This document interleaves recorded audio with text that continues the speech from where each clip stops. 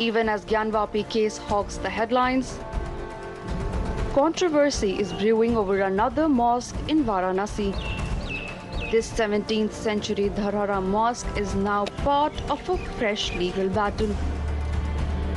After the Gyanvapi case, a new row has emerged in Varanasi, wherein now there is a petition that has been filed and which has been accepted in the Civil Judge Junior Division Court, wherein the petitioners have prayed and claimed before the court that this particular mosque behind me, the Dharhara mosque on the banks the Ganga river, in fact on the Panch Ganga Ghat in Varanasi itself, was also built after pulling down a Hindu temple. Civil court in Varanasi has admitted a plea by Hindu petitioners who claimed that the Dharhara mosque stands at the site of the original Bindu Madhav Mandir. The Hindu petitioners claim the mosque was built by Aurangzeb after tearing down the temple. देखिए ऐसा है कि पंचगंगा घाट पे, यहाँ वाराणसी पंचगंगा घाट पे एक बेनी माधव का मंदिर है। ये मंदिर है, खाली ये हमारे कह देने से मानना अभी ठीक नहीं होगा। इसका एविडेंस तमाम आपको द बनारस गजेटियर बुक है, इसके पेज नंबर 57 में खास तौर से इसका उल्लेख है। वाराणसी वैभव है और काशी खंड के इतिहास में ऐसे न जाने बहुत सी किताबें हैं जिसमें इस मंदिर का होने का उल्लेख पाया जाता है। जब ये और दूसरी बात कि आर्कियोलॉजी डिपार्टमेंट की ASI की रिपोर्ट है, इसको राष्ट्रीय धरोहर घोषित कर चुकी है। ये भी राष्ट्रीय धरोहर घोषित है और यहाँ एविडेंस में ये है कि वहाँ मंदिर था, तो ये एक मुस्लिम संप्रदाय के लोग ही वहाँ नमाज अदा करते हैं।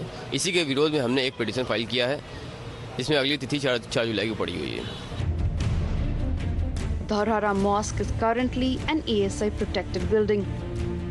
Citing ASI norms, the Hindu petitioners are questioning why is namaz allowed at the site. The Hindus claim it was built over a temple and so they should be allowed to worship there.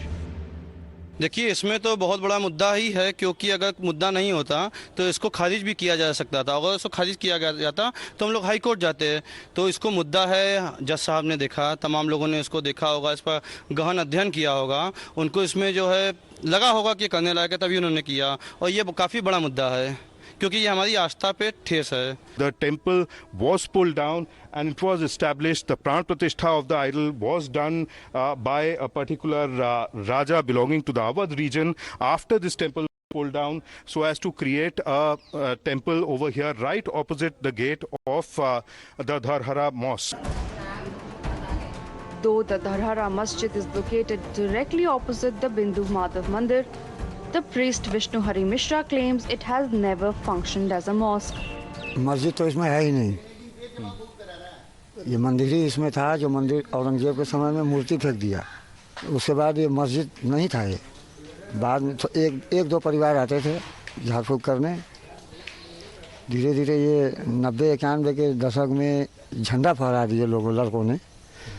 उसके बाद जो है राजनीतिक हवा चला तो मुस्लिम की संख्या बढ़ने लगी, दिन प्रतिदिन बढ़ता गया। नहीं तो पहले सिर्फ एक ही परिवार आते थे। The Hindu side is hoping, like in the Gyanvapi case, the court orders a survey to determine whether the Dharhara mosque is built on the site of an ancient temple. अभी तो कोर्ट ने उसको संज्ञान लिया है, court ने उसको दर्ज किया है। इसके बाद 4 तारीख को कोर्ट अगली कार्रवाई जाएगी। पहली कार्रवाई होती है, पहली सीढ़ी होती है कमीशन, क्योंकि जहां कन्फ्यूजन होता है वहां कमीशन होता है। तो जब दो चीज़ें हैं, वो कह रहे हैं धरहरा, मैं कह रहा हूं मंदिर का स्थान है, तो वहां कन्फ्यूजन है। तो कन्फ्यूजन को दूर करने के लिए कमीशन होगा। जब कमीशन होगा तो धरहरा के नीचे तहखाने में ये एकदम गारंटी के साथ मैं कह रहा हूं कि वहां चरण कमल मिलेंगे भगवान के, विष्णु स्तंभ मिलेंगे भगवान के, शंख चक्र मिलेंगे भगवान के, भगवान विष्णु से जुड़े हुए सारे अवशेष वहां मिलेंगे। But the trustee facing a legal battle is voicing apprehensions over why he should be made to pay for the sins of Aurangzeb. इसमें एक बात तो आप सोच लीजिए कि मान लीजिए अगर औरंगजेब ने इसको तोड़ा भी था तो औरंगजेब के पाप का मैं क्यों प्रायश्चित करूंगा? मेरी आज ओनरशिप है, वहाँ नमाज एक ज़माने से हो रही है, कभी ब्रेक नहीं हुई, नमाज होती आ रही है। और ये अगर इस तरह से खुदाई करके हर जगहों को देखा जाएगा तो फिर तो कहीं भी कुछ निकल सकता है, और इससे किसी की ओनरशिप कैसे ख़त्म हो जाएगी? मान लीजिए वहाँ निकल भी आए अंदर कुछ, हमारे घर में खोद दीजिए कुछ निकल आए, तो मेरी ओनरशिप कैसे खत्म होगी, किस कानून से खत्म होगी? क्या आस्था के सहारे सारी ओनरशिप खत्म की जा सकती है? ये एक बेसिक प्रश्न है।